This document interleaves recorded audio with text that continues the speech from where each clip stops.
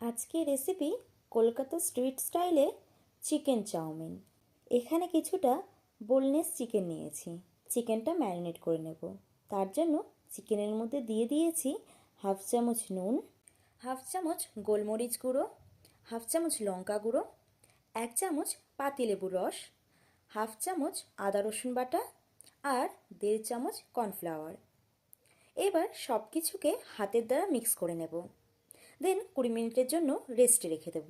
জলটা গরম হয়ে গেছে, দিয়ে দিয়েছি চাউমিনগুলো। এবার চাউমিনটা জল ছেঁকে নেব।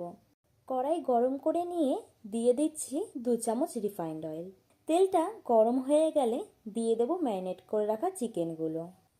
এক পিঠ ভাজা হয়ে গেছে, এবার পাল্টে নেব এবং আর এক পিঠ ভেজে নেব। চিকেনগুলোকে আমার 2 পিঠ ভেজে নেওয়া হয়ে গেছে। এবার চিকেনগুলো অন্য একটা পাত্রে তুলে রাখবো আর একইভাবে বাকি চিকেনগুলোকেও ভেজে নেব। তেলের মধ্যে দিয়ে দিচ্ছি 1 চামচ রসুন কুচি আর 1 চামচ কাঁচা লঙ্কা কুচি। এগুলোকে হালকা করে ভেজে নেব। যখন রসুন থেকে সুন্দর একটা সেন্ট বেরোবে তখন দিয়ে দেব পেঁয়াজ কুচি। এবার দিয়ে দিচ্ছি সরু করে কেটে রাখা গাজর, গ্রিন, রেড ও ইয়েলো ক্যাপসিকাম। দিয়ে দিচ্ছি স্বাদমতো নুন। নুনটা সবজির সাথে মিক্স করে দিয়ে দেব সসগুলো। দিয়ে দিচ্ছি 1 চামচ ভিনেগার, 1 চামচ রেড চিলি সস, 1 চামচ টমেটো সস আর 1 চামচ ডার্ক সয়া সস। এবার সব সসগুলো সবজির সাথে মিশিয়ে নেব। এখন দিয়ে দেব সেদ্ধ করে রাখা চাউমিন।